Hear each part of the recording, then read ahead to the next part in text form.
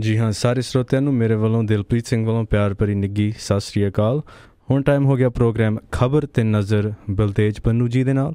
Programme ਸ਼ੁਰੂ ਕਰਨ ਤੋਂ ਪਹਿਲਾਂ ਸਪਾਂਸਰਾਂ ਦਾ ਧੰਨਵਾਦ ਕਰਨਾ ਚਾਹੁੰਦੇ ਹਾਂ। ਖਾਲਸਾ ਇੰਸ਼ੋਰੈਂਸ ਸੈਨੋਜ਼ੇ ਵਾਲੇ, ਗੁਰਦੀਪ ਸਿੰਘ ਬਿਰਦੀ ਕਲੋਵਿਸ ਤੋਂ, ਇਸ਼ਾਨਜੀਤ ਸਿੰਘ ਖਲੋਠੀ ਯੂਬਾ ਸਿਟੀ ਤੋਂ, ਸਤਨਾਮ ਸਿੰਘ ਸ਼ੇਰਗਿੱਲ ਸੈਲਮਾ ਤੋਂ, ਬਹਾਦਰ ਸਿੰਘ ਗਿੱਲ ਜੀ ਫਾਲਰ ਤੋਂ, ਸੁੱਚਾ ਸਿੰਘ ਜੀ ਫਰੈਜ਼ਨੋ ਤੋਂ ਅਤੇ ਹਰਵਿੰਦਰ ਸਿੰਘ ਸਮਰਾ ਯੂਬਾ ਸਿਟੀ ਤੋਂ, ਜੈਸੀ ਗਿੱਲ ਪਲੰਬਿੰਗ ਵਾਲੇ ਬੇਕਰਸਫੀਲਡ ਤੋਂ ਅਤੇ ਤਲਵਿੰਦਰ ਸਿੰਘ ਅਤੇ ਪ੍ਰੀਤਮ ਸਿੰਘ ਗਿੱਲ ਜੀ ਬੇਕਰਸਫੀਲਡ ਤੋਂ। ਸਪਾਂਸਰਾਂ ਦਾ ਬਹੁਤ ਬਹੁਤ ਧੰਨਵਾਦ ਕਰਦੇ ਹਾਂ। ਅਤੇ ਹੁਣ ਸਵਾਗਤ ਕਰਦੇ ਹਾਂ ਬਲਤੇਜ ਪੰਨੂ ਜੀ ਦਾ। ਮਿਹਰਬਾਨੀ ਦਿਲਪ੍ਰੀਤ ਜੀ, ਧੰਨਵਾਦ। ਸਤਿ ਸ਼੍ਰੀ ਅਕਾਲ ਜੀ। ਸਤਿ ਸ਼੍ਰੀ ਅਕਾਲ, ਸਤਿ ਸ਼੍ਰੀ ਅਕਾਲ। ਔਰ ਦੇਖਾ ਮਾਰਦੇ ਹਾਂ ਜੀ ਅੱਜ ਦੇ ਅਹਿਮ ਵਿਸ਼ਿਆਂ ਦੇ ਉੱਤੇ ਕੀ ਕੁਝ ਜਿਹੜਾ ਜੀ ਉਹ ਵਾਪਰ ਰਿਹਾ ਜੀ। ਇਹ ਬਿਲਕੁਲ ਜਿਹੜਾ ਜੀ ਵੱਖਰੀ ਗੱਲ ਹੈ ਕਿ ਮੀਡੀਆ ਜਿਹੜਾ ਉਤਨੀ ਕਵਰੇਜ ਖਾਸ ਤੌਰ ਦੇ ਉੱਤੇ ਇੱਥੋਂ ਦੇ ਜਿਹੜੇ ਚੈਨਲਸ ਨੇ ਉਹ ਦੇ ਰਹੇ ਨੇ ਕਿ ਕਿਸਾਨਾਂ ਦਾ ਇੱਕ ਬਹੁਤ ਵੱਡਾ ਅੰਦੋਲਨ ਜਿਹੜਾ ਇਸ ਵੇਲੇ ਉਹ ਇੱਥੇ ਚਰਚਾ ਦਾ ਵਿਸ਼ਾ ਜਿਹੜਾ ਜੀ ਉਹ ਬਣਿਆ ਹੋਇਆ।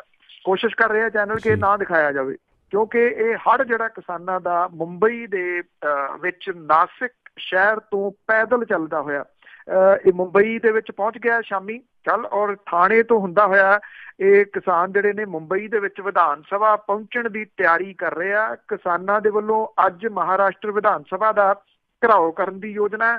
ਕਿਸਾਨ ਆਪਣੀਆਂ ਮੰਗਾਂ ਮਨਵਾਉਣ ਲਈ ਮੁੰਬਈ ਜਿਹੜੇ ਪਹੁੰਚੇ ਨੇ। ਇਹਨਾਂ ਦੀ ਸਿਆਸੀ ਪਾਰਟੀਆਂ ਦੇ ਵੱਲੋਂ ਹਮਾਇਤ ਜਿਹੜੀ ਆ ਵਿਰੋਧੀ ਧਿਰਾਂ ਦੇ ਵੱਲੋਂ ਦਿੱਤੀ ਜਾ ਰਹੀ ਆ। ਕਾਂਗਰਸ ਤੋਂ ਬਾਅਦ ਸ਼ਿਵ ਸੈਨਾ ਨੇ ਵੀ ਕਿਸਾਨ ਮੰਗਾਂ ਦੀ ਹਮਾਇਤ ਜਿਹੜੀ ਆ ਉਹ ਕੀਤੀ ਆ। ਖੱਬੀਆਂ ਪਾਰਟੀਆਂ ਦੇ ਨਾਲ ਸੰਬੰਧਿਤ ਕਿਸਾਨ ਜਥੇਬੰਦੀਆਂ ਦੇ ਬੈਨਰ ਹੇਠ ਕਿਸਾਨਾਂ ਦੇ ਵੱਲੋਂ ਇਹ ਅੰਦੋਲਨ ਜਿਹੜਾ ਉਹ ਛੇੜਿਆ ਗਿਆ। ਸ਼ਿਵ ਸੈਨਾ ਦੇ ਪ੍ਰਧਾਨ ਉਧਵ ਠਾਕਰੇ ਤੇ ਉਹਦੇ ਮੁੰਡੇ ਯੁਵਾ ਸੈਨਾ ਦੇ ਪ੍ਰਧਾਨ ਅਦਿੱਤਿਆ ਠਾਕਰੇ ਨੇ ਕਿਸਾਨਾਂ ਦੇ ਨਾਲ ਮੁਲਾਕਾਤ ਕੀਤੀ। ਉਹਨਾਂ ਦੀਆਂ ਮੰਗਾਂ ਦੇ ਬਾਰੇ ਜਿਹੜੀ ਸੀ ਉਹ ਗੱਲਬਾਤ ਕੀਤੀ। ਕਾਂਗਰਸ ਪਹਿਲਾਂ ਹੀ ਕਿਸਾਨ ਮੋਰਚੇ ਦੀ ਹਮਾਇਤ ਜਿਹੜੀ ਆ ਜੀ ਉਹ ਕਰ ਚੁੱਕੀ ਆ। MNS ਤੇ ਆਮ ਆਦਮੀ ਪਾਰਟੀ ਦੇ ਆਗੂ ਜਿਹੜੇ ਆ ਉਹ ਵੀ ਕਿਸਾਨ ਆਗੂਆਂ ਦੇ ਨਾਲ ਉਹਨਾਂ ਦੀਆਂ ਮੰਗਾਂ ਦੇ ਬਾਰੇ ਗੱਲਬਾਤ ਜਿਹੜੀ ਆ ਉਹ ਕਰ ਚੁੱਕੇ ਆ। ਕਿਸਾਨ ਜਿਹੜੇ ਆ ਜੀ ਉਹ ਕਹਿੰਦੇ ਆ ਕਿ ਅਸੀਂ ਵਿਧਾਨ ਸਭਾ ਦੇ ਵਿੱਚ ਪਹੁੰਚਾਂਗੇ, ਜਦੋਂ ਕਿ ਪੁਲਿਸ ਕਹਿੰਦੀ ਆ ਕਿਸਾਨਾਂ ਨੂੰ ਆਜ਼ਾਦ ਮੈਦਾਨ ਦੇ ਉੱਤੇ ਰੋਕ ਦਿੱਤਾ ਜਾਊਗਾ। ਬੜਾ ਸਿਸਟੇਮੈਟਿਕਲੀ ਇਹ ਜਿਹੜਾ ਜੀ ਅੰਦੋਲਨ ਆਇਆ ਔਰ ਬੜੇ ਤਰੀਕੇ ਦੇ ਨਾਲ ਜਿਹੜਾ ਜੀ ਇਹ ਪੈਦਲ ਚੱਲ ਕੇ ਨਾਸਿਕ ਤੋਂ ਮੁੰਬਈ ਤੱਕ ਜਿਹੜੇ ਆ ਕਿਸਾਨ ਪਹੁੰਚੇ ਆ ਤੇ ਲੋਕਾਂ ਦਾ ਧਿਆਨ ਜਿਹੜਾ ਜੀ ਆਪਣੇ ਵਿੱਚ ਖਿੱਚਣ ਦੇ ਵਿੱਚ ਸਫਲ ਹੋਏ ਆ। ਇੱਕ ਤਾਂ ਜਿਹੜਾ ਜੀ ਸਵਾਮੀਨਾਥਨ ਕਮਿਸ਼ਨ ਹੈ ਉਹਦੀ ਰਿਪੋਰਟ ਨੂੰ ਲਾਗੂ ਕਰਵਾਉਣਾ ਇਹਨਾਂ ਦੀ ਮੁੱਖ ਮੰਗ ਹੈ।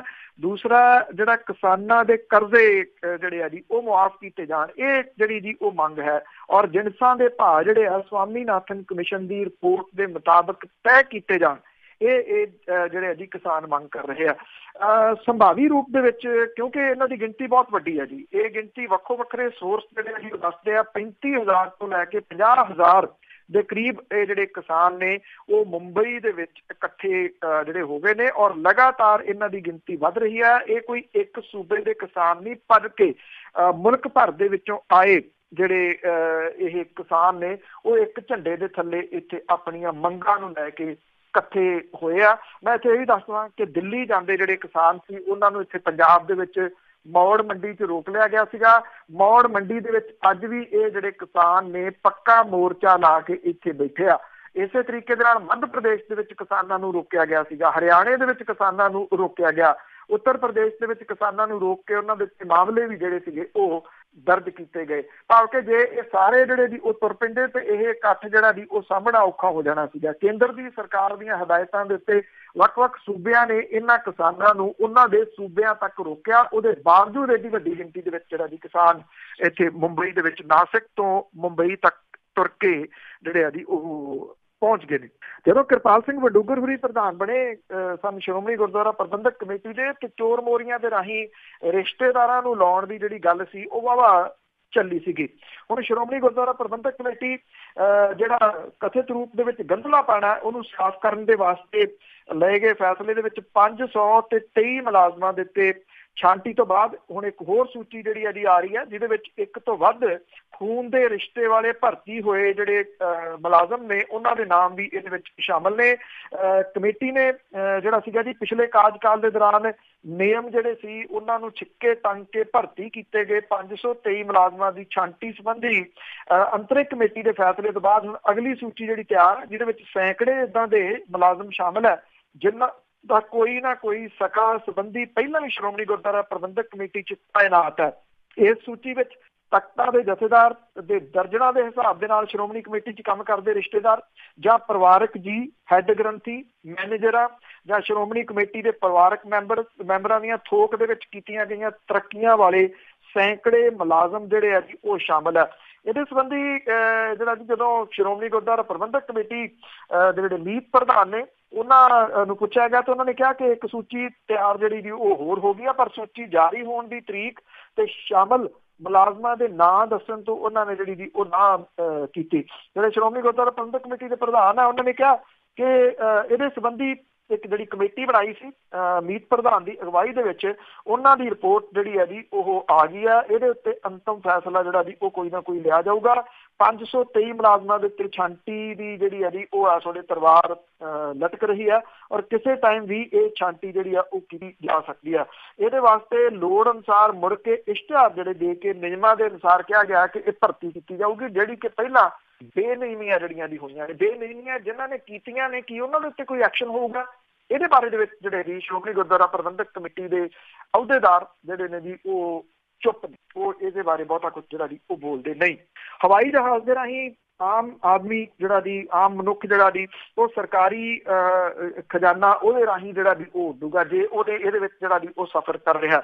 ਪ੍ਰਧਾਨ ਮੰਤਰੀ ਹੋਰਾਂ ਨੇ ਜਿਹੜੀ ਗੱਲ ਕੀਤੀ ਸੀਗੀ ਕਿ ਜਿਹੜੀਆਂ ਇਹ ਹਵਾਈ ਡੋਮੈਸਟਿਕ ਜਿਹੜੀਆਂ ਸੇਵਾਵਾਂ ਨੇ, ਜਿਹੜੀ 1 ਘੰਟੇ ਦੇ ਵਿੱਚ ਕੋਈ ਫਲਾਈਟ ਜਿਹੜੀ ਦੀ ਉਹ ਜਾਂਦੀ ਹੈ ਕਿਸੇ ਜਗ੍ਹਾ ਤੋਂ ਸਸਤੀਆਂ ਜਿਹੜੀਆਂ ਉਹ ਪ੍ਰੋਵਾਈਡ ਕਰਨੀਆਂ।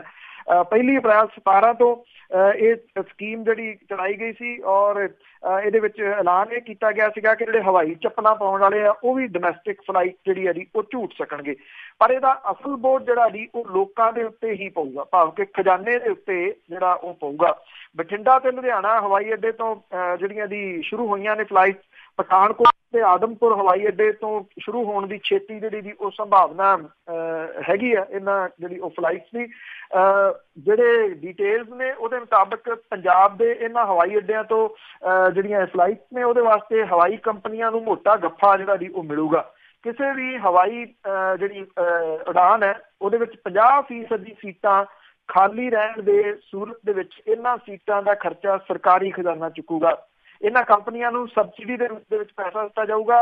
ਪੰਜਾਬ 'ਚੋਂ ਇਹ ਜਿਹੜੀਆਂ ਫਲਾਈਟਸ ਨੇ ਇਹਨਾਂ ਦੀ ਸਾਲਾਨਾ ਸਬਸਿਡੀ ਜਿਹੜੀ ਹੈ ਜੀ ਉਹ 30 ਕਰੋੜ ਤੇ 95 ਲੱਖ ਰੁਪਈਆ ਬਣੂਗੀ।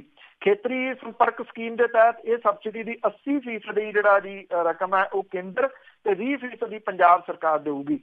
ਬਠਿੰਡਾ ਦਿੱਲੀ ਹਵਾਈ ਜਿਹੜੀ ਫਲਾਈਟ ਹੈ ਜੀ ਇਹਦੀ ਸਬਸਿਡੀ ਕੋਈ 8 ਕਰੋੜ ਤੇ 46 ਲੱਖ ਰੁਪਈਆ, ਜਦੋਂ ਕਿ ਲੁਧਿਆਣਾ ਦਿੱਲੀ ਜਿਹੜੀ ਫਲਾਈਟ ਹੈ ਇਹਦੀ 5 ਕਰੋੜ ਤੇ 15 ਲੱਖ ਰੁਪਈਏ ਬਣੂਗੀ। ਲੁਧਿਆਣੇ ਤੋਂ ਇੱਕ ਹੋਰ ਜਿਹੜੀ ਫਲਾਈਟ ਹੈ ਜੀ ਉਹ ਮਾਰਚ ਦੇ ਅਖੀਰ ਦੇ ਵਿੱਚ ਸ਼ੁਰੂ ਹੋਣੀ ਹੈ, ਜਿਹਦੀ ਰਾਸ਼ੀ ਕੋਈ 2.25 ਕਰੋੜ ਰੁਪਈਏ ਬਣੂਗੀ। ਪਠਾਨਕੋਟ ਦਿੱਲੀ ਫਲਾਈਟ ਜਿਹੜੀ ਹੈ ਜੀ ਇਹਦੀ ਸਬਸਿਡੀ 6 ਕਰੋੜ 3 ਲੱਖ ਰੱਖੀ ਗਈ ਹੈ ਔਰ ਇਹ ਇਸੇ ਮਹੀਨੇ ਜਿਹੜੀ ਆ ਉਹ ਚਾਲੂ ਹੋਣੀ ਆ। ਬਠਿੰਡਾ ਜੰਮੂ ਫਲਾਈਟ ਜਿਹੜੀ ਅਜੇ ਇਹਦੀ ਸਬਸਿਡੀ ਰੱਖੀ ਜਾਣੀ ਹੈ। ਆਦਮਪੁਰ ਦਿੱਲੀ ਦੇ ਵਾਸਤੇ ਸਪਾਈਸ ਜੈਟ ਦੇ ਵੱਲੋਂ ਇਸੇ ਮਹੀਨੇ ਫਲਾਈਟ ਸ਼ੁਰੂ ਕੀਤੀ ਜਾਣੀ ਹੈ। 20 ਸੀਟਾਂ ਦੀ ਸਬਸਿਡੀ ਇਹਨੂੰ ਜਿਹੜੀ ਹੈ ਜੀ ਉਹ ਮਿਲੂਗੀ ਔਰ ਬਠਿੰਡਾ ਦਿੱਲੀ ਜਿਹੜੀ ਫਲਾਈਟ ਹੈ ਇਹ ਹਫ਼ਤੇ 'ਚ 3 ਦਿਨ ਚੱਲਦੀ ਹੈ। ਜੇ ਜ਼ਿਆਦਾ ਵਧੂਗੀ ਤੇ ਨਿਰਸੰਦੇਹ ਸਬਸਿਡੀ ਜਿਹੜੀ ਹੈ ਜੀ ਉਹ ਵਧੂਗੀ। ਹਵਾਈ ਅੱਡਿਆਂ ਦੀ ਜਿਹੜੀ ਸਿਕਿਉਰਿਟੀ ਆ ਇਹਦੇ ਬਦਲੇ ਵੀ ਪੰਜਾਬ ਨੂੰ ਕੋਈ ਪੈਸਾ ਨਹੀਂ ਮਿਲੂਗਾ। ਪੰਜਾਬ ਦੇ ਹਵਾਈ ਅੱਡੇ ਤੇ ਕਰੀਬ 34 ਦੇ ਕਰੀਬ ਜਿਹੜੇ ਪੁਲਿਸ ਵਾਲੇ ਨੇ ਉਹ ਤਾਇਨਾਤ ਕੀਤੇ ਗਏ ਆ। ਅੱਧੀ ਦਰਜਨ ਦੇ ਕਰੀਬ ਹੋਮਗਾਰਡ ਵੀ ਜਿਹੜੇ ਉਹ ਤਾਇਨਾਤ ਆ। ਇਹਦਾ ਸਾਰਾ ਖਰਚਾ ਜਿਹੜਾ ਕਰੀਬ 2 ਕਰੋੜ ਰੁਪਏ ਸਾਲਾਨਾ ਬਣਦਾ। ਇਹ ਕੇਂਦਰ ਤੇ ਰਾਜ ਸਰਕਾਰ ਨੇ ਇਸ ਤੋਂ ਪਹਿਲਾਂ 40 ਕਰੋੜ ਰੁਪਏ ਜਿਹੜਾ ਜੀ ਉਹ ਹਵਾਈ ਅੱਡਿਆਂ ਦੀ ਉਸਾਰੀ ਤੇ ਸੜਕਾਂ ਦੇ ਉੱਤੇ ਜਿਹੜੇ ਉਹ ਲਾਏ ਸੀਗੇ, ਪਰ ਇਹ ਖਰਚਾ ਜਿਹੜਾ ਸਿਕਿਉਰਿਟੀ ਦਾ ਇਹ ਸੂਬੇ ਨੂੰ ਹੀ ਜਿਹੜਾ ਜੀ ਉਹ ਪਊਗਾ। ਜਿਹੜੀਆਂ ਫਲਾਈਟਸ ਨੇ ਇਹਦੇ ਕੇਂਦਰ ਦੇ ਨਾਲ ਜਿਹੜਾ ਸਾਈਨ ਹੋਇਆ ਉਹਦੇ ਵਾਸਤੇ ਇਹ ਆਮ ਆਦਮੀ ਲਈ ਲਾਹੇਵੰਦ ਜਿਹੜੇ ਜੀ ਉਹ ਨਹੀਂ ਗਏ, ਕਿਉਂਕਿ ਜਿਹੜਾ ਕਾਰੋਬਾਰੀ ਆ ਇਹ ਉਹਦੇ ਵਾਸਤੇ ਆਮ ਬੰਦਾ ਫਲਾਈਟ ਨਹੀਂ ਝੂਟ ਸਕਦਾ। ਕਹਿਣ ਨੂੰ ਤੁਸੀਂ ਭਾਵੇਂ ਹਵਾਈ ਚੱਪਲਾਂ ਦਾ ਨਾਰਾ ਜਿਹੜਾ ਵੀ ਉਹ ਦੇ ਦਿਓ, ਨਹੀਂ ਉਹ ਗੱਲ ਬਣਨੀ ਨਹੀਂ। ਉਹਦਾ ਰੀਜ਼ਨ ਇਹ ਹੈ ਉਹ ਤਾਂ ਜਿਹੜੀ ਟ੍ਰੇਨ ਹੈ ਉਹਦੇ ਵੀ ਏਸੀ ਡੱਬੇ ਦੇ ਵਿੱਚ ਵਿਚਾਰਾ ਨਹੀਂ ਬੈਠ ਸਕਦਾ, ਉਹ ਤਾਂ ਚਾਲੂ ਡੱਬੇ ਦੇ ਵਿੱਚ ਜਿਹੜਾ ਉਹ ਬੈਠਦਾ, ਭੀੜ ਭੜੱਕੇ ਦੇ ਵਿੱਚ ਜਿਹੜਾ ਨਹੀਂ ਬੈਠਦਾ। ਉਹਦਾ ਰੀਜ਼ਨ ਉਹਦੇ ਕੋਲੇ ਵਿਚਾਰੇ ਕੋਲ ਪੈਸੇ ਹੀ ਉਨੇ ਕਾ, ਤੇ ਜਿਹੜਾ ਟੈਕਸ ਪੇਅਰ ਆ ਉਹਦੇ ਉੱਤੇ ਇਹ ਬੋਝ ਜਿਹੜਾ ਜੀ ਉਹ ਪੈਣਾ ਡੋਮੈਸਟਿਕ ਫਲਾਈਟ ਦਾ। ਹੁਣ ਸਵਾਲ ਇਹਦੇ ਵਿੱਚ ਉਹਨਾਂ ਦੀ ਸਭ ਤੋਂ ਵੱਡਾ ਇਹ ਹੋਊਗਾ ਕਿ ਬੇਸ਼ੱਕ ਜਿਹੜਾ ਕੁਝ % ਹਿੱਸਾ ਹੀ ਸੂਬੇ ਨੂੰ ਪਾਉਣਾ ਪੈ ਰਿਹਾ, ਪੰਜਾਬ ਨੂੰ ਪਾਉਣਾ ਪੈ ਰਿਹਾ, ਉਹ ਪਾ ਸਕੂਗਾ ਜਿਹੜਾ ਕਿ ਇੱਕ ਪਾਈ ਜਿਹੜੀ ਹੈ ਜੀ ਮਨਪ੍ਰੀਤ ਬਾਦਲ ਹੋਰੀ ਤਾਂ ਆਪਣੇ ਦਫ਼ਤਰ ਦੇ ਬਾਹਰ ਲਿਖੀ ਬੈਠੇ ਆ ਕਿ ਮੇਰੇ ਕੋਲੇ ਚਾਹ ਤੇ ਬਿਸਕੁਟ ਖਵਾਉਣ ਜੋਗੇ ਪੈਸੇ ਹੈ ਨਹੀਂ ਗੇ, ਮੈਂ ਚਾਹ ਨਹੀਂ ਪੁੱਛ ਸਕਦਾ। ਪਰ ਚਾਹ ਤੇ ਬਿਸਕੁਟਾਂ ਤੋਂ ਸੰਜਮ ਵਰਤ ਰਹੇ ਆ, ਉਹ ਇਹਨਾਂ ਡੋਮੈਸਟਿਕ ਫਲਾਈਟਾਂ ਦੇ ਉੱਤੇ ਕਿੰਨੀ ਦੇਰ ਜਿਹੜਾ ਜੀ ਹਿੱਸਾ ਪਾਉਣਗੇ, ਇਹ ਬਹੁਤ ਵੱਡਾ ਜਿਹੜਾ ਜੀ ਉਹ ਸਵਾਲ ਖੜਾ ਹੈ।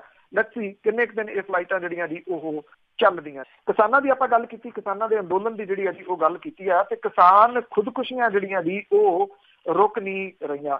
ਤਲਵੰਡੀ ਸਾਬੋ ਦਾ ਇੱਕ ਕਰਜ਼ਾਈ ਕਿਸਾਨ ਜਿਹੜਾ ਉਹ ਕੀਟਨਾਸ਼ਕ ਦਵਾਈ ਪੀ ਕੇ ਇਸ ਦੁਨੀਆ ਨੂੰ ਅਲਵਿਦਾ ਕਹਿ ਗਿਆ। 45 ਸਾਲਾਂ ਦਾ ਗੁਰਲਾਲ ਸਿੰਘ 2.5 ਏਕੜ ਜ਼ਮੀਨ ਦਾ ਮਾਲਕ ਸੀਗਾ।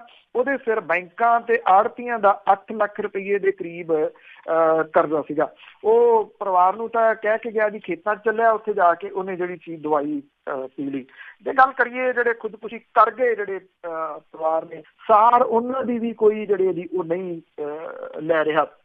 ਵਿਧਾਨ ਸਭਾ ਹਲਕਾ ਅਜਨਾਲੇ ਦੇ ਅਧੀਨ ਆਉਂਦਾ ਪਿੰਡ ਤੇੜਾ ਕਲਾਂ ਦੇ ਵਿੱਚ 24 ਜੁਲਾਈ ਨੂੰ ਕਰਜ਼ੇ ਤੋਂ ਤੰਗ ਆ ਕੇ ਖੁਦਕੁਸ਼ੀ ਕਰਨ ਵਾਲਾ ਮੇਜਰ ਸਿੰਘ ਜਿਹੜਾ ਸੀਗਾ ਜੀ, ਉਹਦੇ ਪਰਿਵਾਰ ਦਾ ਇਸ ਵੇਲੇ ਬੁਰਾ ਹਾਲ ਹੈ। 8 ਮਹੀਨੇ ਬੀਤ ਜਾਣ ਤੇ ਵੀ ਸਰਕਾਰ ਨੇ ਉਹਨਾਂ ਦੀ ਸਾਰ ਨਹੀਂ ਲਈ। ਉਹਦੀ ਪਤਨੀ ਜਿਹੜੀ ਹੈ ਜੀ ਉਹ ਕਹਿੰਦੀ ਆ ਕਿ ਜਦੋਂ ਉਹਦੇ ਪਤੀ ਦੀ ਮੌਤ ਹੋਈ ਸੀ ਤਾਂ ਸਰਕਾਰ ਦੇ ਵੱਲੋਂ ਹਲਕਾ ਵਿਧਾਇਕ ਜਿਹੜੇ ਜੀ ਉਹਨਾਂ ਨੂੰ ਸਾਰਾ ਕਰਜ਼ਾ ਮਾਫ਼ ਕਰਨ ਤੇ ਇੱਕ ਜੀ ਨੂੰ ਸਰਕਾਰੀ ਨੌਕਰੀ ਦੇਣ ਦਾ ਭਰੋਸਾ ਦਿੱਤਾ ਸੀ। 8 ਮਹੀਨੇ ਹੋ ਗਏ, ਅਜੇ ਤੱਕ ਕੁਝ ਵੀ ਜਿਹੜਾ ਜੀ ਉਹ ਨਹੀਂ ਹੋਇਆ।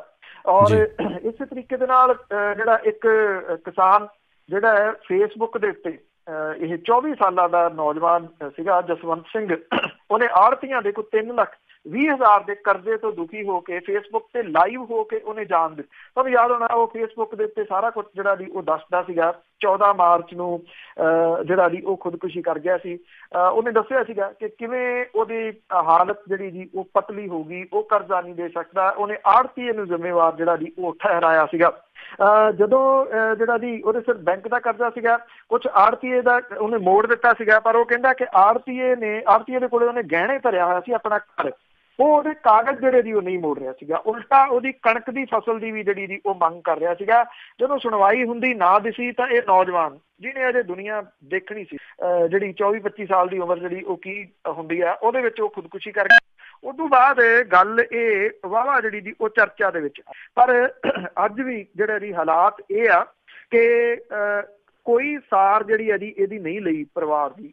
ਔਰ ਜਿਹੜੇ ਆੜ੍ਹਤੀਏ ਦੀ ਗੱਲ ਕਰਕੇ ਇਹਨੇ ਖੁਦਕੁਸ਼ੀ ਸੀਗੀ, ਉਹਦੇ ਉੱਤੇ ਵੀ ਕੋਈ ਮਾਮਲਾ ਜਿਹੜਾ ਜੀ ਉਹ ਅਜੇ ਤੱਕ ਦਰਜ ਨਹੀਂ ਹੋਇਆ ਕਿ ਉਹਨੇ ਕਿਉਂ ਇਹਦੇ ਘਰ ਦੇ ਪੇਪਰ ਰੱਖ ਛੱਡੇ ਜਦੋਂ ਕਿ ਉਹਨੇ ਇਹਦਾ ਕਰਜ਼ਾ ਜਿਹੜਾ ਸੀਗਾ ਜੀ ਉਹ ਮੋੜ ਦਿੱਤਾ। ਸੋ ਇਹ ਸਵਾਲ ਹੈ ਕਿ ਜਿਹੜੇ ਕਿਸਾਨ ਨੇ ਉਹ ਨਿਰੰਤਰ ਤੁਰੇ ਜਾ ਰਹੇ ਨੇ ਦੁਨੀਆ ਤੋਂ, ਖੁਦਕੁਸ਼ੀਆਂ ਜਿਹੜੀਆਂ ਦੀ ਉਹ ਕਰ ਰਹੇ ਨੇ। ਰਾਹ ਦੋ ਹੀ ਨੇ, ਜਾਂ ਤਾਂ ਖੁਦਕੁਸ਼ੀ ਕਰ ਲਓ ਜਾਂ ਫਿਰ ਸੰਘਰਸ਼ ਕਰੋ। ਜਿਹੜੇ ਸੰਘਰਸ਼ ਦੀ ਆਪਾਂ ਗੱਲ ਸ਼ੁਰੂ ਦੇ ਵਿੱਚ ਜਿਹੜੀ ਹੈ ਜੀ ਕੀਤੀ ਆ, ਮੁੰਬਈ ਦੇ ਵਿੱਚ ਇਹ ਬੇਸ਼ੱਕ ਤੰਗੀਆਂ ਤੁਰਸ਼ੀਆਂ ਦੇ ਨਾਲ ਜੂਝ ਰਹੇ ਕਿਸਾਨ ਨੇ, ਪਰ ਉਹ ਖੁਦਕੁਸ਼ੀ ਨਹੀਂ ਕਰ ਰਹੇ, ਉਹ ਜੂਝਣ ਦੇ ਵਾਸਤੇ ਤਿਆਰ ਨੇ। ਔਰ ਇਹ ਕਹਿੰਦੇ ਨੇ ਕਿ ਜਿੰਨੀ ਦੇਰ ਉਹਨਾਂ ਨੂੰ ਬੈਠਣਾ ਪਿਆ ਉਹ ਇੱਥੇ ਬੈਠਣਗੇ ਤੇ ਆਪਣਾ ਅੰਦੋਲਨ ਜਿਹੜਾ ਜੀ ਉਹ ਕਰਨਗੇ।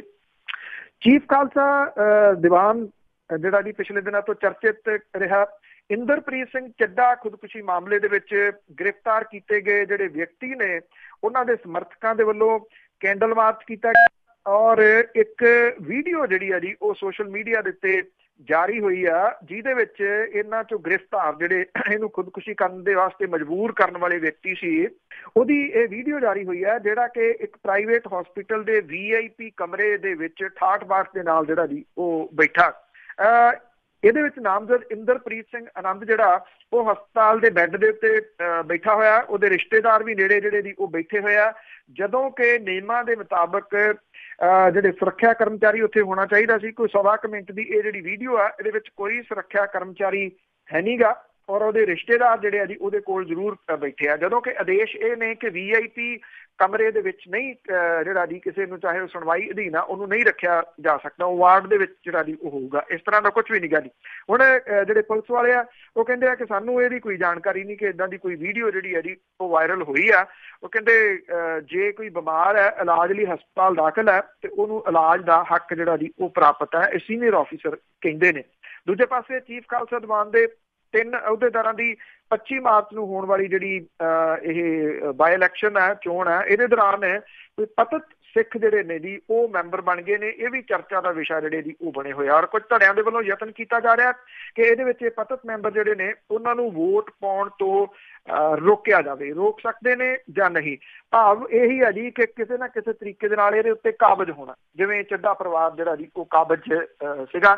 ਸਭ ਨੂੰ ਪਤਾ ਕਿ ਆਪ ਪ੍ਰਧਾਨ, ਉਹਦਾ ਮੁੰਡਾ ਉਪ ਪ੍ਰਧਾਨ ਸੀਗਾ। ਜੋ ਕੁਝ ਹੋਇਆ ਜੀ ਉਹਨੂੰ ਰਿਪੀਟ ਕਰਨ ਦੀ ਜ਼ਰੂਰਤ ਨਹੀਂ। ਇਹੋ ਜਿਹੀਆਂ ਵੱਕਾਰੀ ਸੰਸਥਾ ਜਿਹੜੀਆਂ ਨੇ ਜਦੋਂ ਉਹਨਾਂ ਦੇ ਉੱਤੇ ਕੁਐਸਚਨ ਮਾਰਕ ਇਹੋ ਜਿਹੇ ਲੱਗਦੇ ਆ ਤੇ ਲੋਕਾਂ ਦਾ ਜਿਹੜਾ ਜੀ ਉਹ ਵਿਸ਼ਵਾਸ ਜ਼ਰੂਰ ਜਿਹੜਾ ਜੀ ਉਹ ਟੁੱਟਦਾ। ਇਸ ਵੇਲੇ ਜੇ ਰੇਤ ਮਾਫੀਏ ਦਾ ਜ਼ਿਕਰ ਨਾ ਹੋਵੇ ਤੇ ਫਿਰ ਖਬਰਾਂ ਜਿਹੜੀਆਂ ਜੀ ਉਹ ਅਧੂਰੀਆਂ ਰਹਿ ਜਾਂਦੀਆਂ ਨੇ ਤੇ ਰੇਤ ਮਾਫੀਏ ਦਾ ਜ਼ਿਕਰ ਜਿਹੜਾ ਜੀ ਵੱਡੇ ਪੱਧਰ ਦੇ ਉੱਤੇ ਹੋ ਰਿਹਾ। ਕਾਫੀ ਸਾਰੇ ਥਾਵਾਂ ਦੇ ਉੱਤੇ ਜਿਹੜੇ ਟਿੱਪਰ ਤੇ ਮਸ਼ੀਨਾਂ ਨੇ ਉਹ ਪਾਰਕ ਹੋ ਗਏ ਨੇ ਟੈਂਪਰੇਰੀ, ਕਿਉਂਕਿ ਪੁਲਿਸ ਨੂੰ ਸਖਤੀ ਕਰਨੀ ਪੈ ਰਹੀ ਹੈ। ਸਖਤੀ ਇਸ ਕਰਕੇ ਕਰਨੀ ਪੈ ਰਹੀ ਆ ਕਿ ਮੁੱਖ ਮੰਤਰੀ ਦੇ ਵੱਲੋਂ ਸਪਸ਼ਟ ਹਦਾਇਤਾਂ ਜਿਹੜੀਆਂ ਜੀ ਉਹ ਜਾਰੀ ਕੀਤੀਆਂ ਗਈਆਂ ਨੇ ਕਿ ਜਿਹੜਾ ਜੀ ਇਹਦੇ ਉੱਤੇ ਨਕੇਲ ਪਾਈ ਜਾਊਗੀ। ਇਹਦੇ ਕਈ ਕਾਰਨ ਨੇ। ਇੱਕ ਤਾਂ ਜਿਹੜਾ ਜੀ ਸਰਕਾਰ ਦੀ ਨਿਰੰਤਰ ਹੋ ਰਹੀ ਬਦਨਾਮੀ ਕਾਰਨ ਹੈ। ਦੂਜਾ ਜਿਹੜਾ ਜੀ ਉਹ ਕਾਰਨ ਇਹ ਕਿਹਾ ਜਾ ਸਕਦਾ ਹੈ ਕਿ 19 ਦੇ ਵਿੱਚ ਲੋਕ ਸਭਾ ਚੋਣਾਂ ਆਉਣ ਵਾਲੀਆਂ ਨੇ, ਇਸ ਕਰਕੇ ਸਰਕਾਰ ਜਿਹੜੀ ਹੈ ਜੀ ਕਿਹੜੇ ਮੂੰਹ ਦੇ ਨਾਲ ਜਾਊਗੀ ਲੋਕ ਸਭਾ ਚੋਣਾਂ ਦੇ ਵਿੱਚ। ਤੀਜਾ ਇਹਦਾ ਕਾਰਨ ਜਿਹੜਾ ਜੀ ਉਹ ਇਹ ਵੀ ਕਿਹਾ ਜਾ ਰਿਹਾ ਕਿ ਸੈਂਟਰ ਦੀ ਸਰਕਾਰ ਦੇ ਵੱਲੋਂ ਆਪਣੀਆਂ ਏਜੰਸੀਆਂ ਤੋਂ ਇਹ ਜਾਣਕਾਰੀ ਪ੍ਰਾਪਤ ਕੀਤੀ ਗਈ ਆ ਕਿ ਇਹ ਮਾਈਨਿੰਗ ਦਾ ਕਾਰੋਬਾਰ ਕਿੱਡਾ ਕੁ ਵੱਡਾ ਆ ਤੇ ਕਿੱਡੇ ਕੁ ਲੋਕ ਇਹਦੇ ਵਿੱਚ ਕਿਹੜੇ ਜਿਹੜੇ ਜੀ ਉਹ ਸ਼ਾਮਲ ਹੈ ਤੇ ਖਾਸ ਤੌਰ ਦੇ ਉੱਤੇ ਕਿੱਡੀਆਂ ਡੂੰਘੀਆਂ ਖੱਡਾਂ ਜਿਹੜੀਆਂ ਜੀ ਉਹ ਪੁੱਟੀਆਂ ਜਾ ਰਹੀਆਂ ਨੇ, ਜਿਹੜੇ ਕਿ ਸੁਰੱਖਿਆ ਤੇ ਜਿਹੜੇ এনवायरमेंट ਦੇ ਪੱਖੋਂ ਕਿੰਨੀਆਂ ਕੁ ਖਤਰਨਾਕ ਜਿਹੜੀਆਂ ਦੀ ਉਹ ਹੋ ਸਕਦੀਆਂ ਨੇ। ਜਿਹੜੀ ਇਹ ਨਜਾਇਜ਼ ਮਾਈਨਿੰਗ ਜਿਹੜੀ ਹੋ ਰਹੀ ਆ ਇਹਦੇ ਉੱਤੇ ਹੁਣ ਕਮੇਟੀ ਬਣੀ ਹੈ 3 ਮੈਂਬਰੀ। ਤ੍ਰਿਪਤ ਰਜਿੰਦਰ ਸਿੰਘ ਬਾਜਵਾ, ਮਨਪ੍ਰੀਤ ਸਿੰਘ ਬਾਦਲ ਤੇ ਨਵਜੋਤ ਸਿੰਘ ਸਿੱਧੂ ਹੋਰੀ ਇਸ ਕਮੇਟੀ ਦੇ ਵਿੱਚ ਜਿਹੜਾ ਦੀ ਉਹ ਸ਼ਾਮਲ ਹੈ। ਇਹਦੇ ਬਾਰੇ ਜਿਹੜੇ ਨਵਜੋਤ ਸਿੰਘ ਸਿੱਧੂ ਹੋਰੀ ਨੇ ਉਹ ਕਹਿੰਦੇ ਨੇ ਕਿ ਉਹ ਪੂਰੀ ਦੀ ਪੂਰੀ ਰਿਪੋਰਟ 1 ਮਹੀਨੇ ਦੇ ਵਿੱਚ ਜਿਹੜੀ ਹੈ ਜੀ ਮੁੱਖ ਮੰਤਰੀ ਨੂੰ ਸੌਂਪ ਦੇਣਗੇ। ਉਹ ਕਹਿੰਦੇ ਆ ਕਿ ਗੈਰ ਕਾਨੂੰਨੀ ਜਿਹੜੀ ਮਾਈਨਿੰਗ ਆ ਕਰਾਉਣ ਵਾਲਿਆਂ ਦੇ ਪੋਤੜੇ ਜਿਹੜੇ ਆ ਜੀ ਉਹ ਫੋਲੇ ਜਾਣਗੇ। ਉਹਨਾਂ ਨੇ ਕਿਹਾ ਕਿ ਇਹ ਰਿਪੋਰਟ ਜਿਹੜੀ ਮੁੱਖ ਮੰਤਰੀ ਦੇ ਕੋਲੇ ਸਬਮਿਟ ਆਪਣੀ ਕਰਨਗੇ। ਉਹਨਾਂ ਨੂੰ ਜਦੋਂ ਇਹ ਕਿਹਾ ਗਿਆ ਜੀ ਵੀ ਨਾ ਤਾਂ ਕਾਂਗਰਸੀ MLA ਦਾ ਬਹੁਤ ਸਾਰਾ ਆ ਰਿਹਾ, ਉਹਨਾਂ ਨੇ ਕਿਹਾ ਕੋਈ ਵੀ ਹੋਵੇ ਉਹਦਾ ਨਾਮ ਇਹਦੇ ਵਿੱਚ ਜਿਹੜਾ ਜੀ ਆਊਗਾ ਰਿਪੋਰਟ ਦੇ। ਹੁਣ ਸਵਾਲ ਜਿਹੜਾ ਨਾ ਜੀ ਇਹਦੇ ਉੱਤੇ ਇਹ ਖੜਾ ਹੋ ਰਿਹਾ ਕਿ ਜਦੋਂ ਇਹ ਰਿਪੋਰਟ ਜਿਹੜੀ ਆ ਜੀ ਉਹ ਆਊਗੀ ਤਾਂ ਕੀ ਕਾਂਗਰਸ ਦੇ ਅੰਦਰ ਵੀ ਜਿਹੜਾ ਜੀ ਕਿਸੇ ਕਿਸਮ ਦਾ ਖਲਾਰਾ ਪੈ ਸਕਦਾ, ਕਿਉਂਕਿ ਇਹਦੇ ਵਿੱਚ ਜਦੋਂ MLAs ਦੇ ਜਿਹੜੀ ਰਿਪੋਰਟ ਆਊਗੀ ਉਹਨਾਂ ਦੇ ਨਾਮ ਜਿਹੜੇ ਆ ਜੀ ਇਹਦੇ ਵਿੱਚ ਸ਼ਾਮਲ ਕੀਤੇ ਜਾਣਗੇ ਤਾਂ ਨਿਰਸੰਦੇਹ ਜਿਹੜਾ ਜੀ ਉਹ ਕਿਤੇ ਨਾ ਕਿਤੇ ਬਾਗੀ ਸੁਰਾਂ ਵੀ ਜਿਹੜੀਆਂ ਉਹ ਕਾਂਗਰਸ ਦੀਆਂ ਉੱਭਰਨਗੀਆਂ। ਪਹਿਲਾ ਤਾਂ ਸਵਾਲ ਇਹ ਆ ਕਿ ਇਹ ਤਿੰਨੇ ਜਾਣੇ ਜਿਹੜੇ ਨੇ ਕਿੰਨੀ ਕੁ ਫੇਅਰ ਜਿਹੜੀ ਆ ਜੀ ਇਹ ਰਿਪੋਰਟਿੰਗ ਕਰਦੇ ਆ, ਭਾਵ ਕਿ ਇਹਦੀ ਰਿਪੋਰਟ ਜਿਹੜੀ ਆ ਉਹ ਤਿਆਰ ਕਰਦੇ ਆ, ਮੁੱਖ ਮੰਤਰੀ ਤੱਕ ਜਾਂਦੀ ਆ, ਉਹਦੇ ਉੱਤੇ ਕੀ ਕੁਛ ਜਿਹੜਾ ਜੀ ਉਹ ਹੁੰਦਾ। ਪੰਜਾਬ ਦੇ ਵਿੱਚ ਪਾਕਿਸਤਾਨ ਦੇ ਨਾਲ ਲੱਗਦੀ ਜਿਹੜੀ ਸਰਹੱਦ ਹੈ ਇਹਦੇ ਨੇੜੇ ਜਿਹੜਾ ਫਾਜ਼ਿਲਕਾ ਦੇ ਨੇੜੇ ਪੈਂਦੀ ਸਰਹੱਦ, ਇੱਥੇ ਰੇਤ ਮਾਫੀਆ ਨੇ ਨਿਯਮ ਜਿਹੜੇ ਨੇ ਜੀ ਉਹਨਾਂ ਨੂੰ ਛਿੱਕੇ ਤੰਗ ਕੇ ਨਜਾਇਜ਼ ਮਾਈਨਿੰਗ ਜਿਹੜੀ ਹੈ ਜੀ ਉਹ ਕੀਤੀ ਆ ਔਰ ਇਹਦੀ ਰਿਪੋਰਟ ਹੀ ਜਿਹੜੀ ਹੈ ਜੀ ਉਹ ਕੇਂਦਰ ਦੀ ਸਰਕਾਰ ਨੇ ਐਕਚੁਅਲੀ ਲਈ ਆ। ਹੈਰਾਨ ਹੋਵੋਗੇ ਤੁਸੀਂ ਕਿ ਇਹ ਜਿਹੜਾ ਸਰਹੱਦੀ ਖੇਤਰ ਆ ਇੱਥੇ 25-25 ਫੁੱਟ ਤੱਕ ਡੂੰਘਾ ਜਿਹੜਾ ਜੀ ਉਹ ਖੱਡੇ ਜਿਹੜੇ ਆ ਉਹ ਪਾ ਦਿੱਤੇ ਗਏ ਆ। ਜੇ ਕੱਲ ਨੂੰ ਸਰਹੱਦ ਦੇ ਉੱਤੇ ਜਿਹੜੀ ਲੜਾਈ ਵਾਲੀ ਕੋਈ ਨੌਬਤ ਆਉਂਦੀ ਆ ਤਾਂ ਜਿਹੜੀ ਫੌਜ ਆ ਉਹਨੂੰ ਬਹੁਤ ਵੱਡੀ ਪਰੇਸ਼ਾਨੀ ਜਿਹੜੀ ਆ ਜੀ ਉਹ ਝੱਲਣੀ ਪਊਗੀ, ਕਿਉਂਕਿ 25 ਫੁੱਟ ਡੂੰਘੇ ਖੱਡਿਆਂ ਦੇ ਵਿੱਚੋਂ ਟੈਂਕ ਵਗੈਰਾ ਜਿਹੜੇ ਆ ਜੀ ਉਹ ਕਿਵੇਂ ਨਿਕਲਣਗੇ। ਅਸਲ ਦੇ ਵਿੱਚ ਇਹ ਮੁੱਦਾ ਹੈ ਜਿਹਦੇ ਕਰਕੇ ਇਹ ਰੌਲਾ ਰੱਪਾ ਜਿਹੜਾ ਜੀ ਉਹ ਪਾਇਆ ਹੈ ਕਿ ਸੈਂਟਰ ਦੀ ਸਰਕਾਰ ਇਦੋਂ ਪਹਿਲਾਂ ਕਿ ਜਿਹੜਾ ਜੀ ਉਹ ਖੋਲੇ ਕੋਈ ਭਾਜ ਤੇ ਇਹ ਆਪ ਹੀ ਜਿਹੜਾ ਜੀ ਉਹ ਕੁਛ ਨਾ ਕੁਛ ਤੁਸੀਂ ਕਹਿ ਲਓ ਕਿ ਅੱਖਾਂ ਪੂੰਝਣੀਆਂ ਚਾਹੁੰਦੇ ਨੇ ਇਸ ਮਸਲੇ ਦੇ ਉੱਤੇ। ਜਦੋਂ ਵਿਧਾਨ ਸਭਾ ਦੀਆਂ ਚੋਣਾਂ ਸੀਗੀਆਂ ਤਾਂ ਘਰ ਘਰ ਨੌਕਰੀ ਦਾ ਲਾਰਾ ਜਿਹੜਾ ਸੀਗਾ ਉਹ ਵੀ ਲਾਇਆ ਸੀਗਾ ਜੀ ਜਿਹੜੀ ਕਾਂਗਰਸ ਦੇ ਵੱਲੋਂ, ਔਰ ਹੁਣ ਇਹਦਾ ਜਿਹੜਾ ਜੀ ਇੱਕ ਨਵਾਂ ਸੀਨ ਜਿਹੜਾ ਉਹ ਸਾਹਮਣੇ ਆਇਆ। ਜਿਹੜੇ ਮੁੱਖ ਮੰਤਰੀ ਕੈਪਟਨ ਅਮਰਿੰਦਰ ਸਿੰਘ ਹੋਰੀ ਕੱਲ ਇਸੇ ਸਿਲਸਿਲੇ ਦੇ ਵਿੱਚ ਲੁਧਿਆਣੇ ਦੇ ਵਿੱਚ ਸੀਗੇ ਜੀ। ਉਹਨਾਂ ਨੇ ਕਿਹਾ ਕਿ ਪੰਜਾਬ ਛੋਟਾ ਰਾਜ ਹੈ, ਇੱਥੇ ਜਿੰਨੇ ਲੋਕ ਰਿਟਾਇਰ ਹੁੰਦੇ ਆ ਉਨੇ ਹੀ ਭਰਤੀ ਹੁੰਦੇ ਆ, ਜ਼ਿਆਦਾ ਲੋਕਾਂ ਨੂੰ ਸਰਕਾਰੀ ਨੌਕਰੀ ਨਹੀਂ ਦਿੱਤੀ ਜਾ ਸਕਦੀ। ਇਹ ਕੱਲ ਜਿਹੜਾ ਜੌਬ ਫੇਅਰ ਸੀਗਾ, ਜੌਬ ਮੇਲਾ ਸੀਗਾ, ਉੱਥੇ ਆ ਕੇ ਕੈਪਟਨ ਅਮਰਿੰਦਰ ਸਿੰਘ ਹੋਰਾਂ ਨੇ ਬੋਲਿਆ। ਉਹਨਾਂ ਨੇ ਕਿਹਾ ਕਿ ਸਰਕਾਰ ਪ੍ਰਾਈਵੇਟ ਕੰਪਨੀਆਂ ਦੇ ਨਾਲ ਤਾਲਮੇਲ ਕਰਕੇ ਨੌਜਵਾਨਾਂ ਨੂੰ ਨੌਕਰੀਆਂ ਦਿਵਾ ਕੇ ਘਰ ਘਰ ਰੁਜ਼ਗਾਰ ਦਾ ਜਿਹੜਾ ਚੋਣ ਵਾਅਦਾ ਉਹਨੂੰ ਪੂਰਾ ਕਰ ਰਹੀ ਹੈ। ਇੱਥੇ ਉਹਨਾਂ ਨੇ ਜਿਹੜੀ ਇਹਦੀ ਇਹ ਗੱਲ ਕਹੀ ਕਿ ਪ੍ਰਾਈਵੇਟ ਸੈਕਟਰ ਦੇ ਵਿੱਚ ਘੱਟ ਸੈਲਰੀ ਮਿਲਣ ਦੀ ਜਿਹੜੀ ਧਾਰਨਾ ਸੀਗੀ, ਉਹਦੇ ਚੱਲਦਿਆਂ ਸਿਰਫ ਸਰਕਾਰੀ ਨੌਕਰੀ ਦੇ ਪਿੱਛੇ ਨਹੀਂ ਭੱਜਣਾ ਚਾਹੀਦਾ, ਮੁੱਖ ਮੰਤਰੀ ਕਹਿੰਦੇ ਜੀ। ਔਰ ਉਹਨਾਂ ਨੇ ਕਿਹਾ ਕਿ ਜਿਹੜੇ ਨੌਕਰੀ ਦੇ ਵਾਸਤੇ ਚੁਣੇ ਗਏ ਜਿਹੜੇ ਨੌਜਵਾਨ ਨੇ ਉਹਨਾਂ ਨੂੰ ਪ੍ਰਾਈਵੇਟ ਕੰਪਨੀਆਂ ਨੇ 3 ਲੱਖ ਤੋਂ ਲੈ ਕੇ 31 ਲੱਖ ਰੁਪਏ ਤੱਕ ਦੇ ਪੈਕੇਜ ਜਿਹੜੇ ਆ ਜੀ ਉਹ ਦਿੱਤੇ ਆ। ਔਰ ਉਹਨਾਂ ਨੇ ਕਿਹਾ ਕਿ 9592 ਜਿਹੜੇ ਨੌਜਵਾਨ ਨੇ ਉਹਨਾਂ ਨੂੰ ਨਿਯੁਕਤੀ ਪੱਤਰ ਜਿਹੜੇ ਜੀ ਇੱਥੇ ਦਿੱਤੇ ਗਏ ਆ। 20 ਫਰਵਰੀ ਤੋਂ 8 ਮਾਰਚ ਦੇ ਦੌਰਾਨ ਲੱਗੇ ਜਿਹੜਾ ਰੁਜ਼ਗਾਰ ਮੇਲਾ ਸੀਗਾ, ਇਹਦੇ ਦੌਰਾਨ ਇਹਨਾਂ ਨੂੰ ਨੌਕਰੀ ਦੇ ਵਾਸਤੇ ਜਿਹੜਾ ਜੀ ਉਹ ਚੁਣਿਆ ਗਿਆ ਸੀਗਾ। ਉਹਨਾਂ ਨੇ ਇਹ ਵੀ ਦਾਅਵਾ ਕਰਤਾ ਜੀ ਕਿ ਅਸੀਂ 1 ਸਾਲ ਦੇ ਵਿੱਚ ਉਹਨਾਂ ਦੀ ਸਰਕਾਰ ਨੇ 1,61,522 ਜਿਹੜੇ ਨੌਜਵਾਨ ਨੇ ਉਹਨਾਂ ਨੂੰ ਨੌਕਰੀਆਂ ਮਿਲ ਚੁੱਕੀਆਂ ਨੇ। ਦੂਜੇ ਪਾਸੇ ਜਿਹੜੇ ਹੈਗੇ ਨੇ ਜੀ ਬੈਂਸ ਬ੍ਰਦਰ, ਉਹਨਾਂ ਨੇ ਇਹ ਗੱਲ ਕਹੀ ਹੈ ਕਿ ਇਹਦੇ ਵਿੱਚ ਬਹੁਤੇ ਨੌਜਵਾਨ ਉਹ ਸ਼ਾਮਲ ਕਰ ਲਏ ਗਏ ਜਿਹੜੇ ਕਈ ਮਹੀਨਿਆਂ ਤੋਂ ਪ੍ਰਾਈਵੇਟ ਸੈਕਟਰ ਦੇ ਵਿੱਚ ਨੌਕਰੀਆਂ ਕਰ ਰਹੇ ਆ।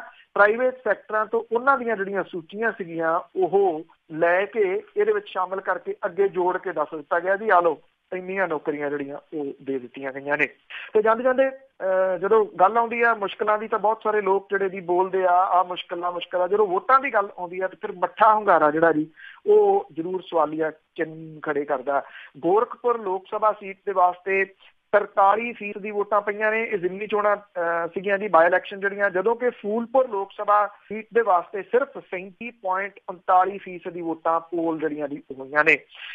ਵੋਟਾਂ ਪੈਣ ਦਾ ਕੰਮ ਸਵੇਰੇ 7 ਵਜੇ ਤੋਂ ਲੈ ਕੇ ਜਿਹੜਾ ਜੀ ਉਹ ਸ਼ਾਮੀ 5 ਵਜੇ ਤੱਕ ਜਾਰੀ ਰਿਹਾ। ਕੁਛ EVM ਦੇ ਵਿੱਚ ਮਸ਼ੀਨਾਂ ਦੇ ਵਿੱਚ ਜਿਹੜੀ ਸੀ ਉਹ ਮੁਸ਼ਕਲਾਂ ਜ਼ਰੂਰ ਆਈਆਂ, ਅਦਰਵਾਈਜ਼ ਆਰਾਮ ਦੇ ਨਾਲ ਜਿਹੜਾ ਸੀਗਾ ਉਹ ਇਹ ਕੰਮ ਸਮਾਪਤ ਹੋ ਗਿਆ। ਪਰ ਜਿਹੜੀ ਸਭ ਤੋਂ ਵੱਡੀ ਗੱਲ ਇਹ ਰਹੀ ਕਿ ਇਹਦੇ ਵਿੱਚ ਇੰਨਾ ਮੱਠਾ ਹੁੰਗਾਰਾ ਜਿਹੜਾ ਜੀ ਉਹ ਕਿਉਂ? ਗੋਰਖਪੁਰ ਤੇ ਫੂਲਪੁਰ ਸੰਸਦੀ ਸੀਟਾਂ ਯੋਗੀ ਆਦਿੱਤਿਆਨਾਥ ਦੇ ਮੁੱਖ ਮੰਤਰੀ ਤੇ ਕੇਸ਼ਵ ਪ੍ਰਸਾਦ ਮੌਰਿਆ ਦੇ ਉਪ ਮੁੱਖ ਮੰਤਰੀ ਬਣਨ ਕਰਕੇ ਜਿਹੜੀਆਂ ਜੀ ਉਹ ਖਾਲੀ ਹੋਈਆਂ ਨੇ। ਇਹ ਮੈਂਬਰ ਪਾਰਲੀਮੈਂਟ ਦੀਆਂ ਜਿਹੜੀਆਂ ਸੀਟਾਂ ਨੇ। ਜਿਹੜੀ ਪਟਨਾ ਦੇ ਵਿੱਚ ਲੋਕ ਸਭਾ ਦੇ ਵਾਸਤੇ ਤੇ 2 ਵਿਧਾਨ ਸਭਾ ਦੇ ਵਾਸਤੇ ਜਿਹੜੇ ਸੀਗੇ ਜੀ ਉਹ ਸੀਟਾਂ ਪਈਆਂ।